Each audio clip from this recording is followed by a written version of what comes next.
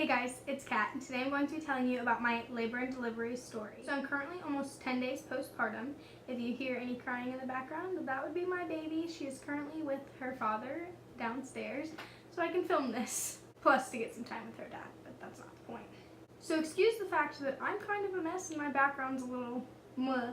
I don't have a lot of time to film this, so I just want to go ahead and get into it. I'll start off with the fact that I had her at 40 weeks and 3 days, but I got induced at 40 weeks and 2 days. As far as why I got induced, honestly, that's a whole different video, but I'm so thankful I did, because I think if I would wait another week to see if I would go into labor on my own, one, I probably wouldn't have, and two, she was already big enough as it was, so trying to get her out if she was much bigger would have been way more difficult. So she was born August 31st at 1:55 a.m. and she weighed 7 pounds and 15.6 ounces, so just under 8 pounds. So yes, waiting another week for her to gain half a pound, she would have been over 8 pounds. If you don't know this, I am 5'1", and I don't know my weight at the moment. I know I'm like back down to my pre-pregnancy weight, or almost there, but that's not the point. I was literally all baby. Oh, and I guess I'll address the fact that I am wearing a nursing nightgown. I don't feel like putting on real clothes for this. I'd rather just be comfortable. Okay, so I'm gonna read it off my phone of like the times and everything and like where I was at, because I definitely don't remember like any of it as far as times and everything. I did do a labor and delivery vlog. It wasn't the most interesting. I didn't show a lot because what I filmed with, the thing that I would like set it on broke, and I had been poked multiple times and had veins collapse. So my hands were like kind of weak and just, I couldn't even sign properly. And I also get paranoid when I have a vein in to like bend my hand, even though it's just a flexible little tube thing that's in there. I still just don't, because I feel like it's gonna like poke out of my skin. I don't know, it's a weird thing that I do, but yeah. Okay, so I'll start off with the whole vein thing. So I used to do really good with getting blood drawn, but ever since I got pregnant, I don't know what happened, because I have more blood than I've ever had. I'd get really lightheaded and just, I don't know, it wasn't a good thing. I'm not really sure why, but I just didn't do well with getting my blood drawn after I got pregnant. That kind of goes the same for IVs. That's partially because I've had some bad experiences with it, because sometimes my body and like the nurse like just don't work together very well, not a good team. When I went in, I had 2 nurses. The one I had prior, like going in other times, and the other one I had never had before, but she was actually the one that helped with delivering my daughter. So she poked me in this wrist, which is where like the same vein that everyone had been poking me in like the past couple times they had done an IV or drawn blood. And it ended up collapsing. And it's a really good vein, so we weren't sure why I did it. I'm pretty sure the bruising is just now going down, so you can't really see it. But yeah, it completely collapsed. So then she had the other nurse that I had had prior do it in this hand. The vein rolled. So then she put like the rice bag, the heated rice bag, on my wrist and finally got it in this vein. And that's where it was until after my daughter was born. I think like 12 hours or something is when they took it out. They have to leave it in for a while. They kind of seal it after you give birth. I don't know how long. I don't really remember. That was like the least of my worries. So then they started the Pitocin at 6:30. And I didn't really feel anything until my water broke. So they broke my water at 9 in the morning and the contractions started to get stronger. At that point I was 2 centimeters and 80% effaced, and she was at -1, which she had been at that, except prior to then she had been 1 to 2 centimeters instead of just 2 centimeters. So then at 12:45 p.m. on August 30th, I was 2 to 3 centimeters and 90% effaced, but still -1 station. And then at 2:15, I was 4 centimeters, 100% effaced, but still -1 station. At this point, my contractions were bad. I was like, I was doing all the breathing methods, I was trying everything, and I'd have moments where I was like, I can't do this anymore, and then I was like, okay, I can do this, I can do this. And on top of it, it put so much pressure. So I didn't realize how much pressure it put, like making you feel like you have to go to the bathroom, which is really annoying because every time I'd get up, I'd leak a bunch of fluid, and like it was kind of gross because the amount of fluid that I leaked all the time was just gross. I thought like once your water broke, it was like, you know, leak for a little bit but then stop.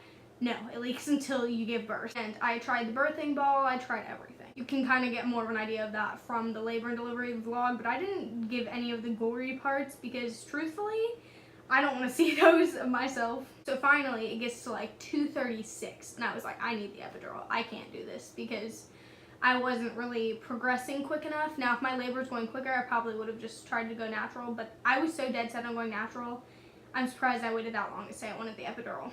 I mean, I had to wait anyways because my doctor won't let you do it until you're 4 centimeters, but still. So then at 3:15, they come in and like start the epidural process. My mom had to go out of the room, and like Lee sat in a chair behind the nurse, and the nurse like raised up the bed, and she was the one that like helped me with it. And I'm kind of glad because sometimes the dads pass out, and like I don't know, I felt better with her being there. I also was having a contraction, I think, while they were doing the epidural or something. So the epidural, I really didn't feel like, I couldn't tell you what it feels like. I don't remember. I was like so out of it from the pain of the contractions, and I wanted to feel what contractions felt like.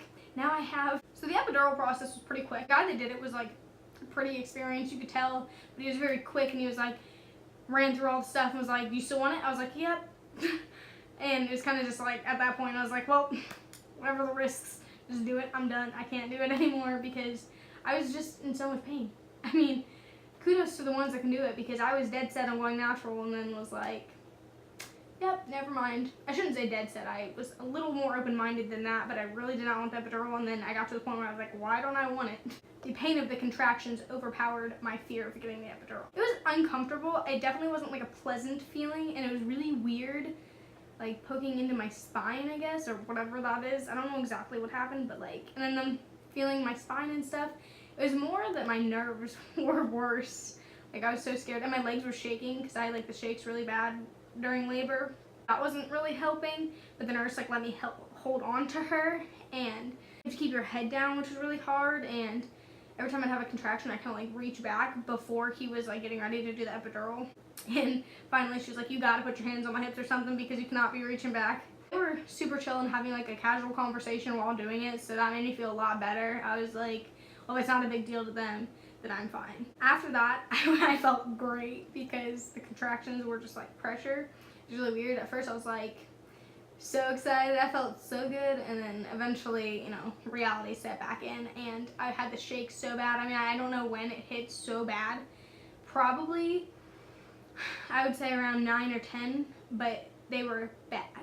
Like, I was in tears because of the shakes, and it's just uncontrollable, like, shivering, and it was miserable. But I'm so glad I had the epidural, because if I would have had the shakes and still been having the contractions where I could feel them painfully, whew. One thing that scared me was everyone said that your legs feel like if you like sit on them too long and they fall asleep, that's how the epidural felt. I agree that it feels like that, but without it being painful, because like it doesn't feel like the pins and needles. It kind of just feels like the tingly without the pain, which is what I was terrified of. And at first I could wiggle my toes and like still kind of move my legs around. Right before I gave birth, my legs were like dead. I could barely move them. I could move them enough to like kind of like scoot them a little bit, but I could not lift them up. So when they were like adjusting me when I was like laboring down, they had to like completely pick my legs up. One tip I have with the epidural is be cooperative. Like, even if it is super painful for you, just like suck it up and hold still, because if you move or anything or freak out, just like focus on the pain like while you're getting the epidural. And yeah, that's about it, because it doesn't last that long and the contractions last longer. So that was another thing. I was like, if I can deal with these contractions for how long, I can deal with the epidural for 10 seconds. And then after they actually like did the first initial poke, which is what hurts, it was more uncomfortable because the process was like a couple minutes long of them actually like doing anything where you feel it. And that was like weird. It wasn't even like painfully uncomfortable, it was just like odd. It's a really weird feeling. But honestly, like I said, I was already exhausted from the contractions, plus I hadn't had much sleep. They say to try to sleep as much as possible before you go in, but man, it's hard to sleep when you know you're about to have a baby the next day. And also all the fears I had with being induced, I don't know what I was afraid of. I'm kind of glad I was, because another thing about getting induced is I don't have to worry about the epidural slowing down my labor, from what they said. I don't know anything about it, but I was worried about the epidural slowing down my labor, and I don't know if it did or not. Either way, it helped with pain, so I don't think it slowed it down any, though, because I wasn't really progressing a ton. I don't know that it sped it up either. It just helped with the pain. I didn't get any other pain medicine because I didn't want to deal with the side effects of them. I'd kind of determined that ahead of time, that the other ones have too many side effects and too many things you have to take into consideration, and I was like, if I'm going to get a pain medicine, I'm just going to go ham and get the epidural. Plus, I figured if I ended up having to have a C-section, my fear with getting induced, probably my biggest fear, I already had the epidural, so, although I probably would have lost it if I was in labor for that long and had to have a C-section. Like, I don't know why I'm so terrified of it, because so many people do it. My mom had been coming and going like throughout the day, whereas Lee like stayed with me the entire time. And actually he was really good support, and when I was having my bad contractions, I was kind of glad my mom wasn't there because I was just not at a good place. Like, I don't know. I was so excited to have my baby, but I was like, man, this really sucks. But it was nice it was like a weird bonding thing with him because he was my support, and he actually did pretty well with it too. But I am so thankful that my mom did end up being there when she was born. I'm getting ahead of myself. So then they checked me right after I got the epidural, and I was 4 to 5 centimeters and at station 0, so she had really dropped down, which explains the extreme pressure I was having.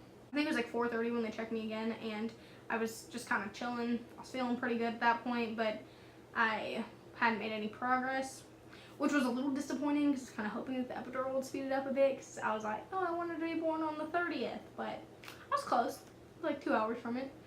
I mean, whatever. So my great-grandpa's birthday was the 30th on my dad's mom's side, so I was kind of hoping that, like, I don't know, it'd be cool, but no biggie. She has her own day. Then at 4:45, actually I think that's when they checked me, but I hadn't made any progress. It was the same as 3:30, so then at 6 p.m. they checked me again, and I was 5 to 6 centimeters. So I think a little before 5 or 6 or something is when they put the catheter in, and that's because I kept thinking I was peeing myself. Like, I think a lot of people were worried about pooping during labor, and I was just worried that I was going to pee myself when I had the epidural because I couldn't feel anything, and then like the tingliness kind of felt like I was going to the bathroom all the time, and I couldn't tell. Plus, like the amniotic fluid leaking, I just really didn't know what was happening. So finally they put the catheter in, probably because I kept nagging about it. Not that I wanted the catheter, but it was apparently that I was peeing myself. Around 7, I think, I ended up being, maybe it was 8, but I ended up being 6 centimeters, I think, and then she realized that it was probably 7. I'm not so sure what made her determine that. And then 10:30, I was at 9 centimeters, and I kept messing with my position a bit because the baby's heart rate got high, and my epidural was being a little funky on my right side. And then I had a low fever, and so then they gave me Tylenol and kept an eye on it, and then they kept flipping my positions every 15 minutes. I think a little after 12 is when I hit 10 centimeters, and we did practice pushing and then called my midwife. Then I didn't really push for that long. The monitor wasn't picking up my contractions the way I was picking them up. And what's funny is Marvel was actually on, I think it was Ghost Rider was the movie, and I was so focused on, I don't know, birthing a baby. But my mom and Lee and the midwife were watching Marvel. So I'd be like, oh, I think I'm having a contraction, and she'd be like, maybe, let's go ahead and try. So I'd like try to push, and at first I was trying to do what they were telling me to do, like hold my breath and like push and focus on like pushing like as if I was pooping, because that's what they said to do, is kind of push towards my butt, and that just didn't end up working. So finally I went with my natural instinct, and I made like some sort of grunting noise or something. I'm not really sure what ended up working. And my midwife was like, usually I don't encourage that, but whatever you're doing is working, so keep doing that. And yeah, it was a pretty chill environment too. There was like the nurse that I was originally in there, another nurse that had been helping with changing my positions, and then this other nurse that was like kind of in and out, and I'm pretty sure she was more so just helping my midwife with like tools and stuff. So I had thought they had inserted the internal monitor. No, I was just that swollen that I thought something was in there and there wasn't. Oh, and you know how I said that people fear like pooping during delivery? Here's a fun fact. I did during delivery and labor. Although I kept being paranoid that I was pooping myself during labor, so I kept having my mom check, so we're definitely on a whole new level of being close. Plus she saw a baby come out of me. So she was holding my one leg and Lee was holding the other. They're completely different heights, and so that was fun to try to figure out how to get them to hold them comfortably. I was having an issue with like reaching my legs to like pull. You're supposed to like pull yourself in. But yeah, it really didn't take that long. I wasn't like absolutely exhausted when she was born. So I've heard a lot of people get to a point where they're like done with pushing, and then right after is when their baby's born. But I didn't really hit that done point. And I don't know how I had any energy because I had taken a 2-minute nap. Not even kidding, because Lee had made a noise and it woke me up, and I just couldn't sleep after that. And I tried to sleep, but with nerves and excitement and everything and pain, it just didn't happen. Actually, my mom had fallen asleep, and then we woke her up when it was time to push. I think some people feel weird because they're like on display, but like, I don't know, I felt comfortable with the fact that there were so many nurses in there because like it made me feel safer, like I wasn't alone, and I felt like, I don't know, they were all so encouraging too.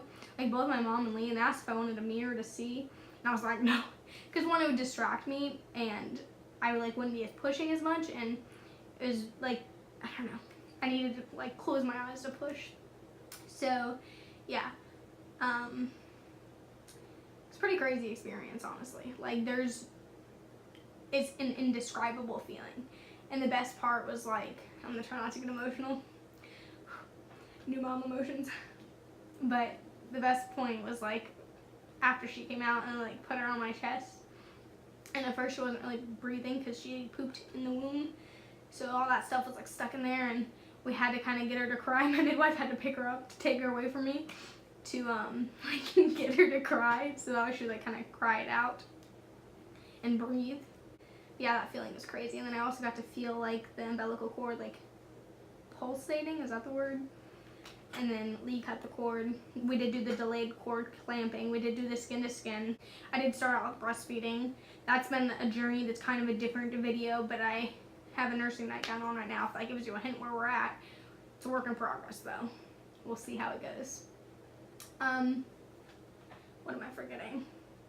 I ended up having a first degree tear, but it was all internal, so I ended up having 4 stitches.